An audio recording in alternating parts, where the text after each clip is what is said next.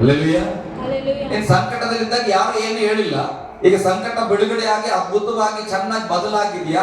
ಈಗ ಅವ್ರು ಹೇಳ್ತಾರೆ ನೀನ್ ಯಾಕೆ ಅವ್ರ ಮಾತು ಕೇಳ್ತೀಯಾ, ನೀನ್ ಯಾಕೆ ಇವ್ರ ಮಾತು ಕೇಳ್ತೀಯ ಅಂದ್ರೆ ನೀನ್ ಹೇಳ್ಬೇಕು ನನ್ನನ್ನು ಸ್ವಸ್ಥ ಮಾಡಿದ ಪಾಸ್ಟರ್ ಬಗ್ಗೆ ಹೇಳಿದನಲ್ಲ, ನನ್ನನ್ನು ಸ್ವಸ್ಥ ಮಾಡಿದವನು ಯಾರೋ ಅವನು ನಡೆ ಅಂತ ಹೇಳಿದ ನಾನು ನಡೀತಾ ಇದ್ದೇನೆ. ಹಲ್ಲೆಲೂಯಾ.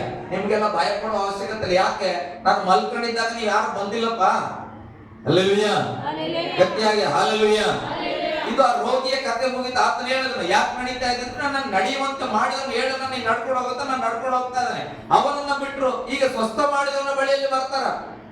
ನಿನ್ ದೇವರ ದಿನ ಹೇಗೆ ಸ್ವಸ್ಥ ಮಾಡಿದೆ, ದೇವರನ್ನು ಅವಮಾನ ಪಡಿಸಿದೆ ಅಂತ ಕೇಳಿದ್ರು. ಯೇಸು ಸ್ವಾಮಿ ಹೇಳ್ತಾರೆ ಹೋದ್ರೆ 11ನೇ ವಚನ. ಅದಕ್ಕೆ ಯೇಸು ನನ್ನ ತಂದೆಯು ಇಂದಿನವರೆಗೂ ಕೆಲಸ ಮಾಡುತ್ತಾನೆ, ನಾನು ಕೆಲಸ ಮಾಡುತ್ತೇನೆ ಎಂದನು. ಹಲ್ಲೆಲೂಯಾ. ಗಟ್ಟಿಯಾಗಿ ಹಲ್ಲೆಲೂಯಾ. ಯೇಸು ಸ್ವಾಮಿ ಹೇಳ್ತಾನೆ ನನ್ನ ತಂದೆ ವಿಶ್ರಾಂತಿಯಿಂದ ಮಕ ಮುಟ್ಟಿಲ್ಲ. ಯೇಸು ಸ್ವಾಮಿ ಇವತ್ತು ಭಾನುವಾರ ದೇವರ ಆರಾಧನೆ ದಿನ, ಹಾಗಾದ್ರೆ ಯೇಸು ಸ್ವಾಮಿ ಏನ್ ಕೆಲಸ ಮಾಡ್ತಾ ಇಲ್ವಾ? ಹಲ್ಲೆಲೂಯಾ. ಯೇಸು ಸ್ವಾಮಿ ನಿದ್ರೆ ಮಾಡ್ತಾರ? ಇವತ್ತು ಕೂಡ ತಂದೆಯಾದ ದೇವರು ವಾಕ್ಯ ಹೇಳುತ್ತದೆ ನನ್ನನ್ನ ನಿನ್ನ ಕರಗ ದೇವರು ತೂಕಡಿಸಲ್ಲ ನಿದ್ರಿಸಲ್ಲ. ಭಾನುವಾರ ನಿದ್ರೆ ಮಾಡೋದಲ್ಲ. ಹಲ್ಲೆಲೂಯಾ. ಆ ಒಂದು 6 ದಿನಗಳು ವಿಶ್ರಾಂತಿ ಅಂದ್ರೆ ಎಲ್ಲ ಕೆಲಸ ಕಾರ್ಯಗಳನ್ನು ಮುಗಿಸಿ ಸೃಷ್ಟಿ ಕಾರ್ಯಗಳನ್ನು ಮುಗಿಸಿ ವಿಶ್ರಾಂತಿ ಮಾಡಿದ್ರೆ ಹಂಗಂತೇಳಿ ಯೇಸು ಸ್ವಾಮಿ ಆರಾಮಾಗಿ ಗೊತ್ತು ಹೊಡಿತಾರೆ ಅಂತಲ್ಲ. ಬೈಬಲ್ ಹೇಳ್ತದೆ ಆತನ ನಿದ್ರೆನೇ ಮಾಡಲ್ಲ ಅಂತ, ತೂಕಡಿಸಲ್ಲ ಅಂತ. ಹಲ್ಲೆಲೂಯಾ. ನನ್ನ ತಂದೆಯು ಕೆಲಸ ಮಾಡುವನಾಗಿದ್ದಾನೆ, ಆತನ ಇವತ್ತು ಮಾಡ್ತಾರೆ, ನಾವು ಇವತ್ತು ಮಾಡ್ತಾರೆ. ಹಲ್ಲೆಲೂಯಾ. ಹಂಗಂತೇಳಿ ನಾವೀಗ ಬೇರೆ ಕೆಲಸದ ಬಗ್ಗೆ ಅಲ್ಲ, ಸೇವೆ ಕೆಲಸ ಬಂದಾಗ ಒಬ್ಬರ ಸ್ವಸ್ಥತೆ ಮಾಡುವಂಥದ್ದು ಬಂದಾಗ ನೀನ್ ಸಭೆಗೆ ಬರ್ತಾ ಇದೀಯಾ, ಯಾವನೋ ಒಬ್ಬ ರಸ್ತೆಯಲ್ಲಿ ಬಿದ್ದೋಗ್ಬಿಟ್ಟು ಆಕ್ಸಿಡೆಂಟ್ ಆಗಿದೆ. ಹಲ್ಲೆಲೂಯಾ. ಅವಾಗ ಆತ ರಕ್ತ ಕಾರ್ಕೊಂಡು ಬಿದ್ದಿರ್ತಾನ. ನಾನು ಇವತ್ತು ಸಂಪತ್ತಿನ ಹೋಗ್ತಾ ಇದ್ದೇನೆ, ನಾನು ಅವನ ಹಾಸ್ಪಿಟಲ್ ಅಡ್ಮಿಟ್ ಮಾಡ್ಬಾರ್ದು, ನಾನು ಭಜನೆ ಮಾಡಕ್ ಹೋಗ್ಬಾರ್ದು. ಹಲ್ಲೆಲೂಯಾ. ಹಿಂಗೆ ಹೇಳಲ್ಲ ಅದೊಂದು ಆತ್ಮ ನರಕಕ್ಕೆ ಹೋಗ್ಬಿಡ್ತದ. ನೀನ್ ಏನ್ ಮಾಡ್ಬೇಕು ಆ ಸಮಯದಲ್ಲಿ ಆತನ ತಗೊಂಡು ಹೋಗಿ ನೀನ್ ರಕ್ಷಣೆ ಕೊಡ್ಬೇಕು. ದೇವರ ಚಿತ್ತ ರಕ್ಷಣೆ ಮಾಡುವಂಥದ್ದು. ಹಲ್ಲೆಲೂಯಾ. ಕೆಲಸ ನಾವ್ ಹೆಂಗೆ ಮಾಡ್ತೇವೆ, ಸೈತಾನ್ ಏನ್ ಮಾಡ್ತೇವೆ, ದೇವ್ರು ಹೇಳಿಲ್ಲ ನೀನ್ ಯಾವ ಕೆಲಸ ಮಾಡ್ಬೇಡ ಅಂತ, ಅವನು ಹೋಯ್ಬೇಡ. ಹಲ್ಲೆಲೂಯಾ. ಗಟ್ಟಿಯಾಗಿ ಹಲ್ಲೆಲೂಯಾ. ಸೈತಾನನು ನಮ್ಮ ಮೆಂಟಲ್ ಅಂದ್ರೆ ಮನಸ್ಸಲ್ಲಿ ಏನ್ ಮಾಡ್ತಾನೆ, ಲಾಕ್ ಮಾಡ್ಲಿಕ್ಕೆ ಯೋಚನೆ ಮಾಡ್ತಾನೆ, ಅನೇಕ ವಿಧವಾದ ಯೋಚನೆಗಳನ್ನ ಹಾಕಿ. ಹಲ್ಲೆಲೂಯಾ. ಅದನ್ನ ಏನ್ ಮಾಡಿದ್ರು, ನನ್ನ ತಂದೆ ಕೆಲಸ ಮಾಡ್ತಾ ಇದ್ದಾನೆ, ನಾನು ಕೂಡ ಕೆಲಸ ಮಾಡುತ್ತೇನೆ. ಅವ್ರು ಹೇಳಿದ್ರೆ ಯಾವ ತಂದೆ, ದೇವ್ರ ತಂದೆ ಅಂತ ಕರೀತೀಯ, ಮತ್ತೆ ನೀನ್ ತಪ್ಪು ಮಾಡ್ತೀಯ ಎಂಬುದಾಗಿ. ಹಾಗಾದ್ರೆ ನಾನು ಹೇಳ್ತೇನೆ ಈ ಅಡೆತಡೆಗಳು ಯಾರಿಂದ ಬರ್ತದೆ ಅಂದ್ರೆ ಬುದ್ಧಿವಂತರಿಂದಲೇ ಬರೋದು. ಹಲ್ಲೆಲೂಯಾ. ನಾವು ಅನ್ಕೊಳ್ತೇವೆ ಬಹಳ ಬುದ್ಧಿವಂತರಾದ ಇವರು ಅಂತ ಅನ್ಕೊಳ್ತೇವಲ್ಲ, ನಾನು ಹೇಳ್ತೇನೆ ಬುದ್ಧಿವಂತರಲ್ಲ, ವಾಕ್ಯಕ್ಕೆ ವಿಧೇಯತೆ ಉಳ್ಳವರು ಬೇಕು. ಹಲ್ಲೆಲೂಯಾ. ಗಟ್ಟಿಯಾಗಿ ಹಲ್ಲೆಲೂಯಾ. ಯಾಕಂದ್ರೆ ಕೈ ಕೊಟ್ಟು ಹೇಳ್ರಿ ಹಲ್ಲೆಲೂಯಾ ಅಂತ ಹೇಳ್ರಿ. ಸ್ವಲ್ಪ ಎಚ್ಚರವಾಗಿ ವಾಕ್ಯವನ್ನು ಮಾರ್ಕನ ಬರೆಸುವ ವಾರ್ತೆ 2ನೇ ಅಧ್ಯಾಯ. ದೇವ್ರು ಏನೋ ಹುಡುಕ್ತಾ ಇದ್ದಿಲ್ಲ, ಅದನ್ನ ನಿಮ್ಗೆ ಹೇಳ್ತಾನೆ, ಅರ್ಥ ಮಾಡ್ಕೊಳ್ಬೇಕು. ಕಥೆಯನ್ನ ಮರ್ತೋಗ್ಬೇಡ್ರಿ. ದೇವ್ರು ಯಾವ ಕತ್ತೆ ಮೇಲೆ ಕೂತ್ಕೊಂಡಾರ, ಮರಿಯ ಕತ್ತೆ ಮೇಲೆ ಕೂತ್ಕೊಂಡಾರ. ಹಲ್ಲೆಲೂಯಾ. ಅನುಭವ ಇಲ್ಲದಿರೋ ಕತ್ತೆ. ಓಕೆ, ಈಗ ಮಾರ್ಕನ ಬರೆಸುವ ವಾರ್ತೆ 2ನೇ ಅಧ್ಯಾಯ 22ನೇ ವಚನ. ಮತ್ತು ಹಳೆಯ ಬುದ್ದಲಿಗಳಲ್ಲಿ ಹೊಸ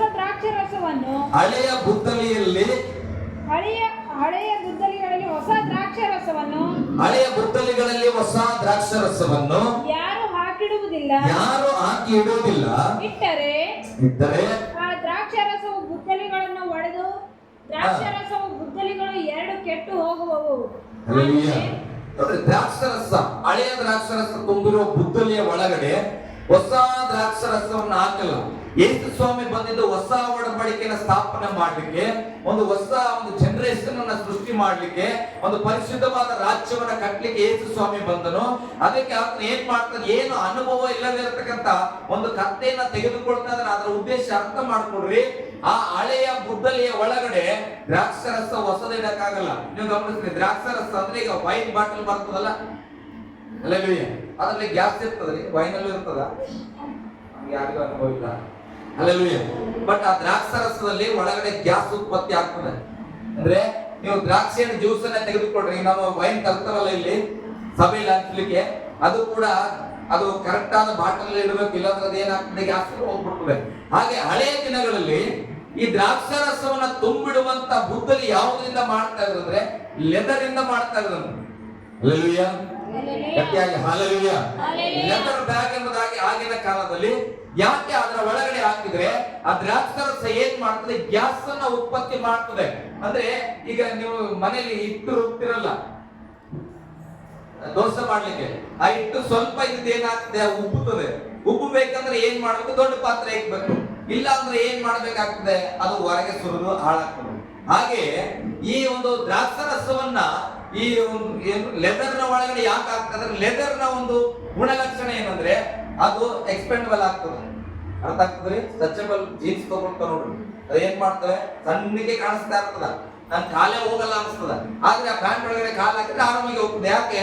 ಅದು ಸ್ಟ್ರೆಚಬಲ್ ಇದೆ, ಅಂದ್ರೆ ಫ್ರೀ ಆಗ್ತದೆ. ಹಾಗೆ ಈ ಲೆದರ್ ಅನ್ನುವಂಥದ್ರ ಒಳಗಡೆ ಆ ಬ್ಯಾಗಿನ ಒಳಗಡೆ ದ್ರಾಕ್ಷಾರಸ ತುಂಬಿಕ್ಕಿದ್ರೆ ಅದೇನಾದ್ರೂ ಗ್ಯಾಸ್ ತುಂಬಿದ್ರೆ ಆ ಬ್ಯಾಗ್ ಏನಾಗ್ತದೆ, ಸ್ವಲ್ಪ ಉಬ್ಬುತ್ತದೆ, ಆದ್ರೆ ಅರಿದು ಹೋಗಲ್ಲ. ಹಲ್ಲೆಲೂಯಾ. ಗಟ್ಟಿಯಾಗಿ ಹಲ್ಲೆಲೂಯಾ. ನಮ್ಮ ದೇವರು ಅದಕ್ಕಿಂತ ವಿಭಿನ್ನವಾದ ಲೆದರ್ ನಿಂದ ನಮ್ಮ ಹೊಟ್ಟೆನ ಉಂಟು ಮಾಡೋದು. ಹಲ್ಲೆಲೂಯಾ. ನನಗೆ ಮೊನ್ನೆ ಎಲ್ಲ ನೋಡುವಾಗ ಒಂದು 3-4 ತಿಂಗಳ ಹಿಂದೆ ನನ್ನ ಹೊಟ್ಟೆ ಯಾವಾಗಲೂ ಹಿಂಗೆ ಇರೋದು, ಇವಾಗ ಕಾಣುವ ಹಾಗೆ. ಆದ್ರೆ ಮಧ್ಯಾಹ್ನ ಊಟ ಮಾಡಿದ್ರೆ ಏನಾಗ್ತದೆ, ಹೊಟ್ಟೆ ಸ್ವಲ್ಪ ಮುಂದೆ ಬಂದಿದೆ. ಹಲ್ಲೆಲೂಯಾ. ಹುಟ್ಟುವಾಗ ಯಾರಿಗಾದ್ರೂ ಹೆಂಗೆ ಹೊಟ್ಟೆ ಇರ್ತದ? ಇರಲ್ಲ. ಬರ್ತಾ ಬರ್ತಾ ಒಬ್ಬರು ಏನಾಗ್ಬಿಡ್ತದೆ, ಹೊಟ್ಟೆ ಉಬ್ಬುತ್ತಾ ಹೋಗ್ತದೆ. ಯಾಕಂದ್ರೆ ಹೊಟ್ಟೆ ಹೊಡೆದೋಗಿದೆ? ಇಲ್ಲ. ಅಂದ್ರೆ ದೇವರು ಹೆಂಗೆ ಎಂತ ಲೇಯರ್ ಇಂದ ಮಾಡಿರ್ಬೇಕಲ್ಲ ನಮ್ಮ ಹೊಟ್ಟೆಯನ್ನು. ಇದು ಏನ್ ಮಾಡ್ತದೆ, ದೇವರು ಸೃಷ್ಟಿ ಮಾಡಿದ ಇಷ್ಟೇ ಆದ್ರೂ ಕೂಡ ನಾವು ಸಿಕ್ಕಿಂದೆಲ್ಲ ತಿಂದು ಹೊಟ್ಟೆಯನ್ನು ಹಾಳು ಮಾಡ್ಕೊಂಡು ಹೊಟ್ಟೆ ಒಳಗಡೆ ಗ್ಯಾಸ್ ತುಂಬಿದ್ರೆ ಏನಾಗ್ತದೆ, ಹೊಟ್ಟೆ ದೊಡ್ಡದಾಗ್ತಾ ಹೋಗ್ತದೆ, ಒಡೆದು ಹೋಗಲ್ಲ. ಹಲ್ಲೆಲೂಯಾ. ಗಟ್ಟಿಯಾಗಿ ಹಲ್ಲೆಲೂಯಾ. ಏನ್ ಮಾಡ್ತದೆ, ಆ ಗ್ಯಾಸ್ಗೆ ಜಾಗ ಮಾಡ್ಕೊಳ್ತಾ ಹೋಗ್ತದೆ. ಹಾಗೆ ದ್ರಾಕ್ಷಾರಸವನ್ನು ಕೂಡ ಅದರ ಒಳಗಡೆ ಯಾಕೆ ಆಗ್ತಾ ಇದ್ರೆ ಅಂದ್ರೆ ಅದು ಗ್ಯಾಸ್ ಬಿಡುವಾಗ ಆ ಲೇಯರ್ ಏನ್ ಮಾಡ್ತದೆ, ಲೆದರ್ದು ಎಲ್ಲ ದೊಡ್ಡದಾಗ್ತದೆ, ಅದ್ರೊಳಗಡೆ ಇರ್ತದೆ. ಹಲ್ಲೆಲೂಯಾ. ಗಟ್ಟಿಯಾಗಿ ಹಲ್ಲೆಲೂಯಾ. ಈಗ ಇದೆ ಅದು ಲೆದರ್ದು ಒಂದು ಬ್ಯಾಗ್ ಹಾಕೊಳ್ರಿ, ಇದ್ರ ಒಳಗಡೆ ದ್ರಾಕ್ಷಾರಸ ಇಟ್ಟಿದ್ದೇವೆ. ಇದ್ರಲ್ಲಿ ಎಲ್ಲ ಗ್ಯಾಸ್ ತುಂಬಿಗೆ ಏನಾಗಿದೆ, ಕರೆಕ್ಟ್ ಆಗಿ ದಮ್ ಆಗಿದೆ. ಹಲ್ಲೆಲೂಯಾ. ಇದಾಗಿದ ಮೇಲೆ ಈಗ ಇದ್ರ ಒಳಗಡೆ ಹೊಸ ದ್ರಾಕ್ಷಾರಸ ಹಾಕಕ್ ಹೋದ್ರೆ ಇದು ಯಾಕೆ ಒಡೆದೋಗ್ತದಂದ್ರೆ ಹೊಸ ದ್ರಾಕ್ಷಾರಸ ಮತ್ತಷ್ಟು ಗ್ಯಾಸ್ ಬಿಡ್ತದೆ. ಹಲ್ಲೆಲೂಯಾ. ಅರ್ಥ ಆಗ್ತದ? ಆಗ ತಾಳೆಲ್ಲಾರದೆ ಇದು ಒಡೆದೋಗ್ಬೋದು. ಅದಕ್ಕೆ ಯೇಸು ಸ್ವಾಮಿ ಹೇಳ್ತಾನೆ, ಹಳೆಯ ಬುದ್ದಲಿಯ ದ್ರಾಕ್ಷಿ ಬುದ್ದಲಿಯ ಒಳಗಡೆ ಹೊಸ ದ್ರಾಕ್ಷಾರಸವನ್ನ ಹಾಕಕ್ಕಾಗಲ್ಲ, ಅದು ಒಡೆದು ಹೋಗಿ ಹಳೆದು ಹಾಳಾಗ್ತದೆ, ಹೊಸದು ಹಾಳಾಗ್ತದೆ. ಹಲ್ಲೆಲೂಯಾ. ಗಟ್ಟಿಯಾಗಿ ಹಲ್ಲೆಲೂಯಾ. ಅದಕ್ಕೆ ಅದನ್ನ ಏನ್ ಮಾಡ್ತಾರೆ, ಹೊಸ ಬುದ್ದಲಿಯಲ್ಲಿ ಇಡುವವರಾಗಿದ್ದಾರೆ. ಹಲ್ಲೆಲೂಯಾ. ಗಟ್ಟಿಯಾಗಿ ಹಲ್ಲೆಲೂಯಾ. ನಾನು ಬರ್ತಾ ಇದ್ದೇನೆ ನಿಮ್ಮ ಕಡೆಗೆ. ಈಗ ದೇವರು ಹಾಗಾದ್ರೆ ಏನ್ ಹೇಳ್ತದ ಅಂದ್ರೆ ಹಳೆಯದನ್ನ ತೆಗೆದು ಸಂಪೂರ್ಣವಾಗಿ ಹೊಸದು ಮಾಡುವುದರ ಬಗ್ಗೆ ಯೋಜನೆ ಇಟ್ಟುಕೊಂಡು ತಂದೆಯಾದ ದೇವರು ಯೇಸುವನ್ನ ಕಳಿಸಿದ್ರು. ಹಲ್ಲೆಲೂಯಾ. ಆದ್ರೂ ಕೂಡ ನಾವು ಇನ್ನ ಹೇಗೆ ಬದುಕ್ತಾ ಇದ್ವಿ ಅಂದ್ರೆ ಅನೇಕರು ಯೇಸು ಸ್ವಾಮಿ ಬಂದು ಹೊಸತನವನ್ನ ಕಲಿಸಿ ಹೊಸ ಕೃಪೆಯನ್ನ ಕೊಟ್ಟು ನೂತನ ಸೃಷ್ಟಿಯಾಗಿ ಮಾಡಿದ್ರು ಕೂಡ ನಮ್ಮೆಲ್ಲರ ಜೀವಿತ ಹಳೆಯ ಬುದ್ದಲಿಯನ್ನ ಹಿಡ್ಕೊಂಡೇ ಬದುಕ್ತಾ ಇದ್ದೇವೆ. ಹಲ್ಲೆಲೂಯಾ. ಗಟ್ಟಿಯಾಗಿ ಹಲ್ಲೆಲೂಯಾ. ಅದಕ್ಕೆ ದೇವರು ಹಳೆಯ ಕತ್ತೆಯನ್ನ ತೆಗೆದುಕೊಂಡಿಲ್ಲ, ಹೊಸ ಕತ್ತೆಯನ್ನ ತೆಗೆದುಕೊಂಡಿದ್ದಾನೆ. ಆ ಮರಿ ಕತ್ತೆ ಮೇಲೆ ಕೂತ್ಕೊಂಡಿದ್ದಾನೆ. ಆ ಮರಿ ಕತ್ತೆಯನ್ನ ಆತನ ಪ್ರಯಾಣಿಸುವವನಾಗಿದ್ದಾನೆ. ಅದು ಕತ್ತೆ ಏನ್ ಮಾಡಬಹುದು, ಹೊಸ ಕತ್ತೆ ಈ ಕಡೆಗೆ ಹೋಗುವಾಗ ಆ ಕಡೆಗೆ ಹೋಗ್ಬೋದು. ಹಲ್ಲೆಲೂಯಾ. ಈಗ ಬೈಕ್ ನಡ್ಸಕ್ಕೆ ಬರಲ್ಲ, ಬೈಕ್ ನಡ್ಸಕ್ ಬರ್ತದವ್ರಿಗೆ ಬೈಕ್ ಕೊಡ್ರಿ, ಸ್ಟಾರ್ಟ್ ಮಾಡಿ. ಬೈಕ್ ಕರೆಕ್ಟ್ ಆಗಿದೆ, ಬ್ರೇಕ್ ಇದೆ, ಕ್ಲಚ್ ಇದೆ, ಆಕ್ಸಿಲೇಟರ್ ಎಲ್ಲ ಕರೆಕ್ಟ್ ಇದೆ. ಆದ್ರೆ ಬೈಕ್ ಕೊಟ್ರೆ, ಹೊಸಬ್ರ ಕೈಯಲ್ಲಿ ಬೈಕ್ ಕೊಟ್ರೆ ಬೈಕ್ ಹೆಂಗೆ ಹೋಗ್ತದೆ? ಹಿಂಗ್ ರೋಡ್ ಇದ್ರೆ ಹಿಂಗೆ ಹೋಗ್ತಾ ಇರ್ತದೆ, ಹಿಂಗೆ ಹೋಗ್ತದ. ಬೈಕಿಗೆ ಏನಾದ್ರು ಹೊಟ್ಟೆ ಕಿಚ್ಚ? ಇಲ್ಲ, ಇದಕ್ಕೆ ಬರಲ್ಲ. ಹಾಗೆ ಹೊಸ ಕತ್ತೆ ಮೇಲೆ ಕೂತಾಗ ಹೋಗಬಹುದು, ಆದ್ರೆ ನಡೆಸುವವನು ಹುಷಾರಿಲ್ಲ. ಹಲ್ಲೆಲೂಯಾ. ಕತ್ತೆಗೆ ನಡೆಯಲು ಗೊತ್ತಿಲ್ಲ, ಕತ್ತೆಗೆ ಭಾರ ಹೊತ್ಕೊಳ್ಳೋದು ಗೊತ್ತಿಲ್ಲ, ಕತ್ತೆಗೆ ಅನುಭವ ಇಲ್ಲ. ಆದ್ರೆ ಕತ್ತೆ ಮೇಲೆ ಕೂಡುವ ಯೇಸು ಸ್ವಾಮಿಗೆ ಎಲ್ಲಾ ಅನುಭವ ಉಂಟು. ಹಲ್ಲೆಲೂಯಾ. ಅದಕ್ಕೆ ನಿನ್ನನ್ನ ದೇವರು ಕರೆಯುವಾಗ ನೀನ್ ಹೇಳ್ತೀಯ, ನನಗೆ ಹಾಡಾಡಕ್ಕೆ ಬರಲ್ಲ, ನನಗೆ ವಾಕ್ಯ ಓದಕ್ಕೆ ಬರಲ್ಲ, ನನಗೆ ಎಜುಕೇಶನ್ ಇಲ್ಲ. ನಾನು ಹೇಳ್ತಾನೆ, ದೇವರ ಕತ್ತೆನ ತಗೊಂಡು ಉಪಯೋಗ ಮಾಡಿರುವಾಗ ನಿನ್ನನ್ನ ಕರೆದ ದೇವರು, ಆ ದೇವರು ಕತ್ತೆ ಮೇಲೆ ಇದ್ದಾಗ ಏನ್ ಮಾಡಿದ್ರು ಜನ? ಸೀರೆಯನ್ನು ಹಾಸಿದ್ರು. ಹಲ್ಲೆಲೂಯಾ. ಸ್ವಲ್ಪ ಪ್ರಾರ್ಥನೆ ಮಾಡಬೇಕು ಅಂತ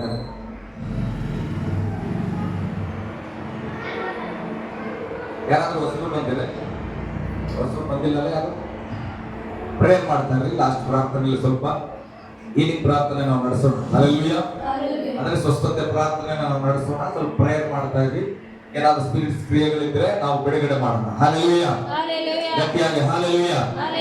ಓಕೆ, ಇದು ವಾಕ್ಯ ಗಮನಿಸ್ತಾ ಇದ್ರಿ. ಯೇಸು ಸ್ವಾಮಿ ಹೊಸ ಯೋಚನೆನ ಇಟ್ಕೊಂಡು ನಿನ್ನನ್ನ ಏನು ಅನುಭವ ಇಲ್ಲದೆ ಇರ್ತಕ್ಕಂಥ ನಿನ್ನನ್ನ ದೊಡ್ಡ ಕಾರ್ಯ ಮಾಡ್ಲಿಕ್ಕೆ ಕರೀತಾ ಇದ್ದಾನೆ. ಹಾಗಾದ್ರೆ ನೀನು ಏನ್ ಹೇಳಬಾರ್ದು, ಆ ಕತ್ತೆ ಹಾಗೆ ಕರೆದ ತಕ್ಷಣ ನೀನು ಹೋಗುವವನಾಗಿರಬೇಕು. ಹಲ್ಲೆಲೂಯಾ. ಇದು ವಾಕ್ಯ ದೇವರ ಆಯ್ಕೆ ವಿಭಿನ್ನವಾಗಿದೆ ಪ್ರೇರೆ. ನಾವು ಆಯ್ಕೆ ಮಾಡೋದಾದ್ರೆ ಚೆನ್ನಾಗಿ ಅನುಭವವನ್ನ ಆಯ್ಕೆ ಮಾಡ್ತಾನೆ. ನಿನ್ನ ಅರ್ಥ ಆಗ್ಲಿ, ಒಂದು ದೊಡ್ಡ ಹಾಡಿ ಕಾರ್ ತಗೊಂಡ್ರಂತ ಇಟ್ಕೊಂಡು, ಹಾಡಿ ಕಾರ್ ಲಕ್ಷಾಂತರ ರೂಪಾಯಿ ಕೊಟ್ಟು ತಗೊಂಡ್ರಿ. ಈಗ ತಗೊಂಡು ನಿಮ್ಮ ಗಾಡಿಗೆ ಒಬ್ಬ ಡ್ರೈವರ್ ಬೇಕಂತೇಳಿ ಕರೆಸುವಾಗ ಒಬ್ಬ ಹುಡುಗ ಬರ್ತಾನ. ಆತ ಹೇಳ್ತಾನ, ಸರ್ ನಾನು ನಿಮ್ ಗಾಡಿ ನಡೆಸ್ತೇನೆ ಅಂತ. ನೋಡಪ್ಪ ಏನ್ ಅನುಭವ ಇದೆ ಅಂತ ಕೇಳಿದಾಗ ಆತ ಹೇಳ್ತಾರೆ, ಸರ್ ಮೊನ್ನೆ ನಾನು 15 ದಿನ ಡ್ರೈವಿಂಗ್ ಸ್ಕೂಲಲ್ಲಿ ನಾನು ಡ್ರೈವಿಂಗ್ ಕಲ್ತಿದ್ದೇನೆ, ನನಗೆ ಎಲ್ಲೆಲ್ಲ ಕೊಟ್ಟಿದ್ದಾರೆ, ನೀವು 1 ತಿಂಗಳಲ್ಲಿ ಡ್ರೈವಿಂಗ್ ಲೈಸೆನ್ಸ್ ಕೊಟ್ಬಿಡ್ತಾರೆ ಸರ್, ನಾನು ಚೆನ್ನಾಗಿ ನಡೆಸ್ತೇನೆ. ಏನ್ ಮಾಡ್ತಾರೆ ಆಗ? ನಿನ್ನಂತವನ್ನೇ ಬೇಕಿತ್ತು ಬಾಯಿ, ನೀನ್ ಗಾಡಿ ನಡೆಸಂತೀರ? ಇಲ್ಲಪ್ಪ, ನಮ್ ಕಡೆಯವರು ಯಾರೋ ಒಬ್ರು ಮತ್ತೆ ಆಲ್ರೆಡಿ ಏನ್ ಮಾಡಿದ್ರು, ಒಬ್ರು ಕೆಲಸ ಕೊಟ್ಬಿಟ್ಟಾರ, ನೀನು ಮತ್ತೆ ಬಾ ನೋಡೋನು. ಯಾರಿಗೆ ನಾವು ಕೊಡ್ತೇವೆ? ನಾನು ಅಲ್ಲಿ ಅವ್ರ ಕಾರ್ ನಡೆಸಿದೆ ಸರ್, ಇಲ್ಲಿ ಇನೋವಾ ನಡೆಸಿದೆ ಸರ್, ಅಲ್ಲಿ ಸ್ವಿಫ್ಟ್ ನಡೆಸಿದೆ ಸರ್, ನನಗೆ ಬರ್ತದೆ ಸರ್, ನಾನು ಫಾರ್ಚುನರ್ ನಡೆಸಿದ್ರೆ ನಡೆಸ್ತಾನ ಅಂತೇಳಿ ಏನ್ ಮಾಡ್ತೇವೆ? ನಮ್ಮ ಕಾರನ್ನ ಕೊಡ್ತೇವೆ.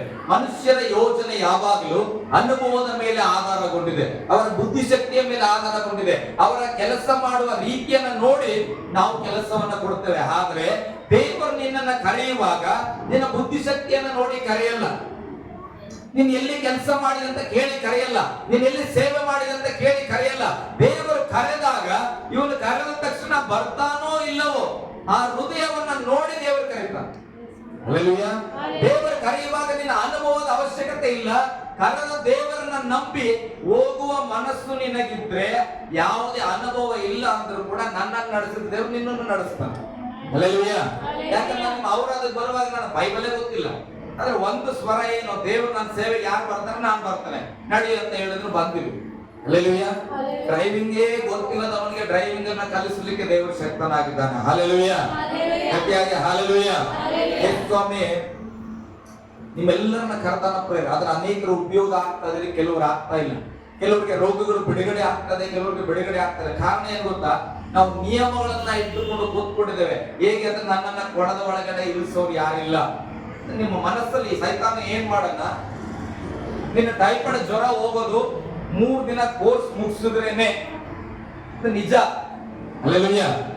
3 ದಿನ ಕೋರ್ಸ್ ಮುಗಿಸಿದ್ರೇನೆ ಹೋಗೋದು. ಹಾಗಾದ್ರೆ 3 ದಿನ ಮುಗಿಸಿದ ತಕ್ಷಣ ಎಲ್ಲರಿಗೂ ಹೋಗ್ಬಿಡ್ತದ? ಕೆಲವ್ರು ಹೋಗೋದೇ ಇಲ್ಲ. ಯಾಕೆ ಹೋಗಲ್ಲ ಮತ್ತೆ? ಹಲ್ಲೆಲೂಯಾ. ಒಬ್ಬೊಬ್ಬರಿಗೆ ಒಂದೊಂದು ವಿಧವಾದ ಒಂದು ಟ್ರೀಟ್ಮೆಂಟ್ ಇರ್ತದ. ನಾನು ಹೇಳ್ತಾನೆ, ಯೇಸು ಸ್ವಾಮಿ ಹೇಳ್ತಾನೆ, ನಂಬಿದ್ರೆ ಹೀಗೆ ಸ್ವಸ್ಥತೆ ಆಗ್ತದ. ಅವಾಗ ಅಲ್ಲಿ ಹಾಕಿರತಕ್ಕಂತ ಲೇಬಲ್ ಅನ್ನು ನಾವು ತೆಗಿಬೇಕು. 3 ದಿನ ಆದ್ರೇನೆ ಹೋಗೋದು, ಅದು ಬೇರೆ. ಆದ್ರೆ ವಾಕ್ಯ ಹೇಳ್ತಾನೆ, ನೀನ್ ನಂಬಿದ್ರೆ ಈ ಕ್ಷಣವೇ ಸ್ವಸ್ಥವಾಗ್ತಿ. ಅಂದ್ರೆ ಆ ವಿಶ್ವಾಸದ ಹೃದಯ ನಿನ್ನಲ್ಲಿ ಬಂದ್ರೆ ನೀನು ಸ್ವಸ್ಥತೆ ಹೊಂದಿಕೊಳ್ಳುತ್ತೀನಿ. ಹಲ್ಲೆಲೂಯಾ. ಅವ್ರಿಗೆ 3 ದಿನ ಆದ್ಮೇಲೆ ಆಯ್ತಲ್ಲ, ಅವ್ರಿಗೆ 6 ದಿನ ಆದ್ಮೇಲೆ ಆಯ್ತಲ್ಲ, ಅದು ಅವ್ರದ್ದು ಕತೆ. ನಿನ್ನ ಕಥೆಯಲ್ಲಿ ವಿಶ್ವಾಸ ದೊಡ್ಡದಾಗಿರಬೇಕು. ಹಲ್ಲೆಲೂಯಾ. ಗಟ್ಟಿಯಾಗಿ ಹಲ್ಲೆಲೂಯಾ. ಗಿದ್ದೋನ ನನ್ನ ದೇವರು ಕರೆದನು. ಗಿದ್ದೋನ ಏನಂತ ಹೇಳ್ತಾನ? ನನಗೆ ಯುದ್ಧ ಮಾಡಕ್ ಬರ್ತದೆ, ನಡಿ ಸ್ವಾಮಿ ಬರ್ತೆ ಅಂತಾನ? ನಾನು ಎಷ್ಟರವನು? ಮನಸ್ಸೆ ಕುಲದಲ್ಲಿ ನಾನು ಕನಿಷ್ಠನಲ್ಲೂ ಕನಿಷ್ಠನು. ದೇವ್ರು ಹೇಳ್ತಾನ, ಅದಕ್ಕೆ ನೀನ್ ಬೇಕಪ್ಪ, ನೀನು ಕನಿಷ್ಠರಲ್ಲಿ ಕನಿಷ್ಠನು, ನಿನ್ನನ್ನ ಕರ್ಕೊಂಡೋಗಿ ನಾನು ಏನ್ ಮಾಡ್ತೇನೆ, ಇಸ್ರೇಲ್ಗೆ ಜಯ ಕೊಡ್ತೇನೆ ಎಂಬುದಾಗಿ. ಸೌಲನನ್ನ ದೇವರು ಕರೆಯುವಾಗ ಸೌಲನ ಏನ್ ಮಾಡಿದ್ರು? ಯುದ್ಧ ಮಾಡಕ್ ಹೋಗಿದ್ನ? ಅಪ್ಪನ ಕತ್ತೆ ಕಳೆದು ಹೋಗ್ಯಾನ, ಕತ್ತೆ ಉಟ್ಕೊಂಡು ಹೋಗ್ಯಾನ. ಆ ಸೌಲನನ್ನ ಕರ್ಕೊಂಡು ಬಂದು ದೇವರು ಏನ್ ಮಾಡಿದ್ರು? ರಾಜನ ಮಾಡಿದ್ರು. ರಾಜನ ಅನುಭವವೇ ಗೊತ್ತಿಲ್ಲ, ಆತನ ಕತ್ತೆ ಕಾಯದೆ ಸರಿಯಾಗಿ ಗೊತ್ತಿಲ್ಲ, ಕತ್ತೆನೆ ತಪ್ಪಿಸ್ಕೊಂಡು ಹೋಗ್ಯಾನ. ಅಂತವನ್ನ ಹಿಡ್ಕೊಂಡು ಬಂದು ಏನ್ ಮಾಡಿದ್ರು? ರಾಜನಾಗಿ ಮಾಡಿದ್ರು. ಹಲ್ಲೆಲೂಯಾ. ದಾವೀದನು ಕುರಿ ಕಾಯುವ ವ್ಯಕ್ತಿ, ಮನೆಯಲ್ಲಿ ಕನಿಷ್ಠರಲ್ಲೂ ಕನಿಷ್ಠನು. ಆತನ ಏನ್ ಮಾಡಿದ್ರು? ಅಣ್ಣಗೆ ಊಟ ತಗೊಂಡು ಹೋಗಿರ್ತಾನ. ಗಮನಿಸ್ಬೇಕು ಬೇರೆ. ಊಟ ತಗೊಂಡು ಹೋದಾಗ ಅಲ್ಲಿ ಗೊಲೆ ಆತನ ಅರ್ಚಾಡ್ತಾನೆ, ಯಾರಾದ್ರೂ ಗಂಡಸರಿದ್ರೆ ಬರ್ರಿ ಎಂಬುದಾಗಿ. ಆ ಸಂದರ್ಭದಲ್ಲಿ ದಾವೀದ ಹೇಳ್ತಾನ, ನಾನು ಹೋಗಿ ಆತನನ್ನ ಹೊಡೆದಾಕ್ತೇನೆ. ಹಲ್ಲೆಲೂಯಾ. ಗಟ್ಟಿಯಾಗಿ ಹಲ್ಲೆಲೂಯಾ. ಸೌಲನ ಹೇಳಿದ್ರು, ನೋಡಪ್ಪ, ಅವ್ನು ಹೊಡಿಬೇಕಂದ್ರೆ ಈ ಡ್ರೆಸ್ ಎಲ್ಲ ಹಾಕೋಬೇಕು, ಯುದ್ಧದ ಡ್ರೆಸ್ ಹಾಕೋ ಅಂತ ಹೇಳಿ ದಾವೀದನಿಗೆ ಡ್ರೆಸ್ ಹಾಕಿದ್ರು, ಶೂ ಹಾಕಿದ್ರು, ಕಡಿಗೆ ಕೊಟ್ರು. ಎಲ್ಲವನ್ನ ತಗೊಂಡು ದಾವೀದ ಏನ್ ಮಾಡಿದ್ರು? ಸ್ವಲ್ಪ ನಡೆದನು. ನಡೆದ ಮೇಲೆ ಅಂತ ಹೇಳ್ತಾನೆ, ರಾಜರೇ, ನನಗೆ ಇದ್ರಲ್ಲಿ ಏನಿಲ್ಲ, ಪ್ರಾಕ್ಟೀಸ್ ಇಲ್ಲ. ಅಲ್ಲೆಲೂಯ. ಈ ಶೂ ಈ ವಸ್ತ್ರವನ್ನು ಹಾಕೊಂಡು ನನಗೆ ನಡಿಲಿಕ್ಕೆ ಬರ್ತಾ ಇಲ್ಲ, ನನಗೆ ಇದೆಲ್ಲ ಬ್ಯಾಡ ಬಿಟ್ಬಿಡ್ರಿ, ನಾನು ಏನ್ ಮಾಡ್ತೇನೆ, ನನ್ನ ದೇವರ ಹೆಸರಲ್ಲಿ ನಾನು ಹೋಗ್ಬಿಡ್ತೇನೆ. ಹಲ್ಲೆಲೂಯ, ಗಟ್ಟಿಯಾಗಿ ಹಲ್ಲೆಲೂಯ. ಹಾಗಾಗಿ ಯಾವುದೇ ಲೋಕದ ಕಾರ್ಯ ನೋಡುವಾಗ ಅನುಭವ ಬೇಕು ಪ್ರೇರೆ. ಕಾಮನಾಗಿ ಹೇಳ್ತೇವೆ ಮನೆಯಲ್ಲಿ ಕೂಡ, ಅದಕ್ಕೇನು ಅನುಭವ ಅದ, ಅಡಿಗೆ ಮಾಡಕ್ ಬರಲ್ಲ ಅಂದ್ರೆ ಅನುಭವ ಬರಬೇಕು. ಹಲ್ಲೆಲೂಯ. ಕೆಲಸ ಮಾಡೋದಕ್ಕೆ ಅನುಭವ ಬರಬೇಕು, ವಿದ್ಯಾಭ್ಯಾಸಕ್ಕೆ ಅನುಭವ ಇರಬೇಕು. ಆದ್ರೆ ದೇವರ ವಾಕ್ಯ ಹೇಳ್ತದೆ, ದೇವರು ಕರೆಯುವಾಗ ನೀನು ಅಭಿಷಕ್ತನಾಗ್ಬೇಕಾ, ಉಪಯೋಗ ಆಗ್ಬೇಕಾ, ನಿನ್ನ ಮನೆ ಅಭಿವೃದ್ಧಿ ಆಗ್ಬೇಕಾದ್ರೆ ಅನುಭವ ಬೇಕಾಗಿಲ್ಲ, ದೇವರು ಕರೆಯುವ ಮಾತಿಗೆ ವಿಧಿಯರಾಗೋದು ಬೇಕಾಗಿದೆ. ಹಲ್ಲೆಲೂಯ. ವಿಧೇಯತೆ ಕರೆದಾಗ ಆಯ್ತು ಸ್ವಾಮಿ ನಾನು ಬರ್ತೇನೆ, ಸತ್ತವರೇ ಮಾಡ್ಕೊಳ್ತಾರ ಅಂದ್ರೆ ಹೇಗಾಗಿತ್ತು ಅಂತ ಪ್ರಶ್ನೆ ಮಾಡ್ಬೋದು. ಆಯ್ತು ಯೇಸು ಸ್ವಾಮಿ ಹೇಳಿದ್ರೆ ನಾವು ಮಾಡ್ಕೊತಾರ, ನಾವು ಹೋಗ್ತಾರೆ. ಹಲ್ಲೆಲೂಯ. ಸೈಮನ್ ಪಾಸ್ಟರ್ ಚರ್ಚಲ್ಲಿ ಅನೌನ್ಸ್ಮೆಂಟ್ ಆಯ್ತು, ನನಗೆ ಬಹಳ ಇಷ್ಟ. ಏನ್ ಗೊತ್ತಾ, ಈ ನಾಳೆ ಮಾತ್ರ ಆರಾಧನೆ ಇರಲ್ಲ ಅಷ್ಟೇ, ಬಟ್ ಶುಕ್ರವಾರ ಗುಡ್ ಫ್ರೈಡೆ ಇರ್ತದೆ, ಸಂಡೇ ಆರಾಧನೆ ಇರ್ತದೆ. ಯಾರು ತಪ್ಪಿಸ್ಕೊಳ್ಬೇಡ್ರಿ, ಯಾಕೆ ಸೈಮನ್ ಪಾಸ್ಟರ್ ಹೋದ್ರು ಕೂಡ ಸಭೆಯಲ್ಲಿ ಆರಾಧನೆ ನಡೀತದೆ. ಹಲ್ಲೆಲೂಯ. ಯಾಕೆ ಸಭೆ ಒಬ್ಬ ಸೇವಕನದಲ್ಲ, ತಂದೆಯಾದ ದೇವರದು. ನಾವು ಯಾವುದೋ ವ್ಯಕ್ತಿಯ ಮೇಲೆ ಆಧಾರ ಮಾಡಿಕೊಳ್ಬಾರ್ದು. ಅವ್ರು ಎಷ್ಟು ಪ್ರಯಾಸ ಪಟ್ಟು ಸಭೆಯನ್ನ ಕಟ್ಟಿ ಹೋದ್ರೆ ಅವರ ದರ್ಶನವನ್ನ ಹಿಂದಿದ್ದವ್ರು ನಾವ್ ಏನ್ ಮಾಡ್ಬೇಕು, ನೆರವೇರಿಸಲಿಕ್ಕೆ ಪ್ರಾರಂಭ ಮಾಡ್ಬೇಕು. ಹಲ್ಲೆಲೂಯ, ಗಟ್ಟಿಯಾಗಿ ಹಲ್ಲೆಲೂಯ. ಇದೆಲ್ಲ ಹೇಗಾಗ್ತದೆ ಅಂದ್ರೆ, ಈಗ ಅವ್ರ ಮನೇಲಿ ಯೋಚಿಸಬಹುದು, ನಮ್ಗೆ ಯಾರು ವಾಕ್ಯ ಹೇಳಕ್ ಬರಲ್ಲ, ಚಿಂತೆ ಇಲ್ಲ. ಒಂದಿನ ಸೈಮನ್ ಪಾಸ್ಟರ್ ಕೂಡ ಬರ್ತಿದ್ದಿಲ್ಲ.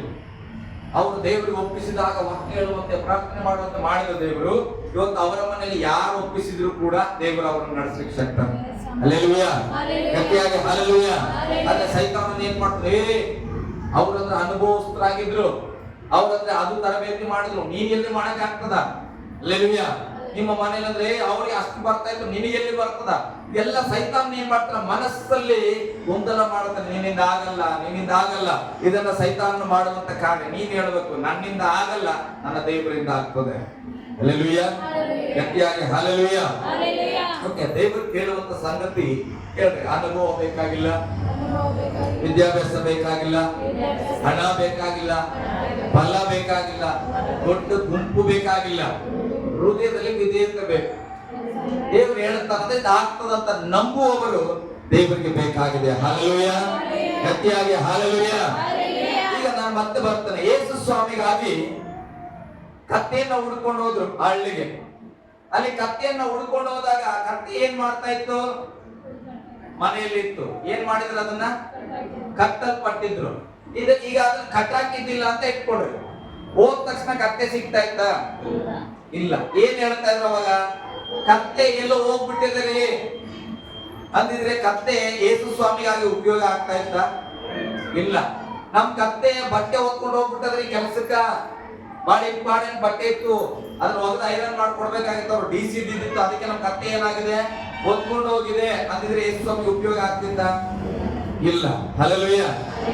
ಇವತ್ತು ಅನೇಕ ಕತ್ತೆಗಳು ಹೆಂಗಾಗಿವೆ ಅಂದ್ರೆ, ದೇವರು ಕಳಿಸಿದಾಗ, ಕರೆ ಕಳಿಸಿದಾಗ, ಓ ಸ್ವಾತಿ ಅಂತಕ್ಕಂಥ ಕತ್ತೆ ನನಗೆ ಬೇಕಂತ ಕಳಿಸಿದಾಗ, ಆ ಸ್ವಾತಿ ಕತ್ತೆ ಏನ್ ಮಾಡ್ತದೆ, ಬಹಳ ಇಂಪಾರ್ಟೆಂಟ್ ಅದ. ಅವ್ರ ಸ್ಕೂಲಲ್ಲಿ ಟೂರ್ ಮಾಡ್ಯಾರ, ಟೂರಿಗೆ ಹೋಗ್ಯಾರ. ಉದಾಹರಣೆಗೆ ನಮ್ಮ ಮಗಳನ್ನ ಹಾಕ್ತಾ ಇದ್ದಾನೆ, ಅದ್ರ ಒಳಗಡೆ ನಿಮ್ಮನ್ನ ಹಾಕೋಬಹುದು. ಹಲ್ಲೆಲೂಯ. ದೇವರು ನಿಮ್ಮನ್ನ ಹುಡುಕುವುದಕ್ಕೆ ಕಳಿಸಿದಾಗ, ನನಗೆ ಬಹಳ ಇಂಪಾರ್ಟೆಂಟ್ ಕೆಲಸ ಇತ್ತು. ಹಲ್ಲೆಲೂಯ. ಸಬ್ಬತ್ ದಿನವೇ ಒಂದು ದೊಡ್ಡ ಮ್ಯಾರೇಜ್ ಇದ್ದಿತ್ತು, ದೇವರು ಅವತ್ತೇ ನಿನಗಾಗಿ ಕಳಿಸಿರಬಹುದು, ದೇವರು ಅವತ್ತೇ ನಿನ್ನ ಉಪಯೋಗ ಮಾಡ್ಲಿಕ್ಕಾಗಿ ತೀರ್ಮಾನಿಸಿರಬಹುದು. ಆ ಕತ್ತೆ ಕಟ್ಟಲ್ಪಟ್ಟಿತ್ತು ಅಂದ್ರೆ ಅರ್ಥ ಹಿಂಸೆಯಲ್ಲಿ ಕಟ್ಟಾಕಿದ್ದಿಲ್ಲ, ಅದು ಮುಂದೆ ಆಗಬೇಕಾದ ಕಾರ್ಯಕ್ಕಾಗಿ ತನ್ನನ್ನು ತಾನು ಸಿದ್ಧ ಮಾಡಿಕೊಂಡು ಊರಲ್ಲಿ ಎಲ್ಲೋ ಅಲೆದಾಡ್ಲಿಕ್ಕೆ ಹೋಗದೆ ಅದು ಏನ್ ಮಾಡಿತ್ತು, ಯೇಸು ಸ್ವಾಮಿ ಶಿಷ್ಯರು ಬರುವಾಗ ಅವರ ಕೈಯಲ್ಲಿ ಅದು ಹೋಗುವುದಕ್ಕಾಗಿ ಏನ್ ಮಾಡಿದೆ, ರೆಡಿಯಾಗಿ ನಿಂತಿದೆ. ಹಲ್ಲೆಲೂಯ, ಗಟ್ಟಿಯಾಗಿ ಹಲ್ಲೆಲೂಯ. ಇವತ್ತು ನಮ್ಮೆಲ್ಲರ ಜೀವಿತ ಏನಾಗಿದೆ ಅಂದ್ರೆ, ಯಾವಾಗ ಕೇಳಿದ್ರು ನಾವ್ ಏನಾಗಿದ್ದೇವೆ, ಬಿಸಿ ಆಗಿದೆ. ನನಗೆ ಅಂತ ಕೆಲಸ ಇದೆ, ನನಗೆ ಇಂಥ ಕೆಲಸ ಇದೆ, ನನಗೆ ಎಜುಕೇಶನ್ ಇದೆ, ನನಗೆ ಮತ್ತೊಂದಿದೆ, ಅದಿದೆ, ಇದಿದೆ, ಎಲ್ಲ ವಿಷಯಗಳಲ್ಲಿ ಬಿಸಿ ಆಗಿದ್ದೇವೆ. ಅದಕ್ಕೆ ನಾವ್ ಏನಾಗ್ತಿಲ್ಲ, ನಮ್ಮ ಕೆಲಸಗಳಲ್ಲಿ ಉಪಯೋಗ ಆಗ್ತಾ ಇದ್ದೇವೆ, ದೇವರ ಕೆಲಸದಲ್ಲಿ ಉಪಯೋಗ ಆಗಲ್ಲ. ಹಲ್ಲೆಲೂಯ, ಗಟ್ಟಿಯಾಗಿ ಹಲ್ಲೆಲೂಯ.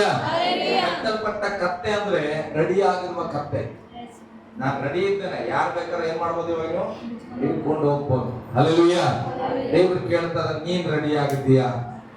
ಹಲ್ಲೆಲೂಯ. ಸಮಯ ಪಾಪ ಸಂಡೆ ಬಂದಿದೆ, ಯೇಸು ಸ್ವಾಮಿ ಮೇಲೆ ಕತ್ತ ಮೇಲೆ ಕೂತ್ಕೊಂಡು ಗರಿ ಹಿಡಿದು ಅಳ್ಳಾಡ್ಸಿ ಏನ್ ಮಾಡ್ತಾರೆ, ಓಸನ್ನ ಆಡ್ತಾರೆ. ಹೌದಪ್ಪ, ಆ ಕತ್ತೆಗೆ ಓಸನ್ನ ಆಡಿದ್ರು. ಇವತ್ತು ನಾವು ನಮಗೆ ಓಸನ್ನ ಆಡೋದು ಹೆಂಗೆ, ಸುಮ್ನೆ ಗಾಳಿ ಬೀಸದ ಗರಿ ತಗೊಂಡು ಹಂಗಲ್ಲ ಪ್ರಿಯ, ನಮ್ಮ ಮೇಲೆ ಯೇಸು ಸ್ವಾಮಿ ಏರಿರುವಂತದ್ದು, ನನ್ನ ಮೇಲೆ ಯೇಸು ಸ್ವಾಮಿ ಕೂತಿರುವಂತದ್ದು ಅದು ಲೋಕಕ್ಕೆ ಕಾಣಬೇಕು. ಬರೀ ಕತ್ತೆ ನಡ್ಕೊಂಡು ಹೋಗಿದ್ರೆ ಯಾರಾದ್ರೂ ಬಟ್ಟೆ ಹಾಕ್ತಾ ಇದ್ದೀರಾ? ಇಲ್ಲ. ಯೇಸು ಸ್ವಾಮಿ ಕೂತ್ಕೊಂಡ ಮೇಲೆ ಕತ್ತೆಗೆ ಒಂದು ವಿಭಿನ್ನವಾದ ಯೋಚನೆ ಬದಲಾಯಿತು, ಅದರ ಗೌರವ ಬದಲಾಯಿತು. ನಾನು ಹೇಳ್ತೀನಿ, ಇವತ್ತು ನೀನು ಯೇಸು ಸ್ವಾಮಿನ ಹೊತ್ಕೊಂಡು ಹೋದ್ರೆ ನಿನ್ನ ಜೀವಿತದಲ್ಲಿ ಕೂಡ ಹೋಸನ್ನ ಆಗ್ತದ. ಹಲ್ಲೆಲೂಯಾ, ಗಟ್ಟಿಯಾಗಿ ಹಲ್ಲೆಲೂಯಾ. ಅಂದ್ರೆ ದೇವರು ಉಪಯೋಗ ಮಾಡ್ಬೇಕಂದ್ರೆ ನಾವು ಅವೈಲಬಲ್ ಇರಬೇಕು, ದೊರಕಬೇಕು ದೇವರ ಕೈಗೆ. ಹಲ್ಲೆಲೂಯಾ, ಗಟ್ಟಿಯಾಗಿ ಹಲ್ಲೆಲೂಯಾ. ಯೋಚನೆ ಮಾಡ್ರಿ, ನೀವು ದೇವ್ರ ಕರೆದಾಗ ದೇವ್ರ ಕೈಗೆ ಸಿಗಂಗಿದ್ದೀರ. ಬೆಳಿಗ್ಗೆ ದೇವ್ರು ಹೇಳ್ತಾನೆ, ಇವತ್ತು ಬೆಳಿಗ್ಗೆ ನಾಳೆ ಸೋಮವಾರ ಬೆಳಿಗ್ಗೆ 5 ಗಂಟೆಗೆ ನನ್ನ ಮಗಳಿಗೆ ಏನೋ ನಾನು ಮಾತಾಡ್ಬೇಕಪ್ಪ, ಇವತ್ತು ಏನಾಗ್ತದ ನಾನು ಹೇಳ್ಬೇಕಂತ ಅನ್ಕೊಂಡಿರ್ತಾನೆ. ನಾವೇನ್ ಮಾಡ್ತಾವ, ಫುಲ್ ಬಿಸಿ. ಯಾವ್ದ್ರಲ್ಲಿ ಬಿಸಿ. ರಾತ್ರಿ ಎಲ್ಲ ಭಾರತನ ಕೆಲಸ ಮಾಡಿದ್ದೆ, 1 ತನ ಕೆಲಸ ಮಾಡಿ, ಅದಕ್ಕೆ ಏನ್ ಮಾಡಿ ನಾವು ಬಿಸಿ ಆಗಿದ್ದೇವೆ. ಅದಕ್ಕೆ ಆ ಬಿಸಿಯಲ್ಲಿ ಏನಾಗಲ್ಲ, ದೇವರ ದರ್ಶನ ನಮಗೆ ಗೊತ್ತಾಗಲ್ಲ. ಹಲ್ಲೆಲೂಯಾ, ಗಟ್ಟಿಯಾಗಿ ಹಲ್ಲೆಲೂಯಾ. ಪ್ರತಿಯೊಬ್ಬ ನನ್ನನ್ನು ಸೇರಿಸಿ ಹೇಳ್ತಾ ಇದ್ದಾನೆ, ನಾವು ಸರಿಯಾದ ರೀತಿಯಲ್ಲಿ ಉಪಯೋಗ ಆಗ್ತಾ ಇಲ್ಲ ಅಂದ್ರೆ ದೇವರ ಕೈಗೆ ನಾವು ಸರಿಯಾಗಿ ಸಿಗ್ತಾ ಇಲ್ಲ ಅಂತ. ಆಮೇಲೆ ಎದ್ದು ನಿಂತ್ಕೊಳ್ಳೋ ಪ್ರಯತ್ನ, ಒಂದು ಆರೈಕೆ ನಾನು ಮಾಡಿಸ್ತಾನೆ.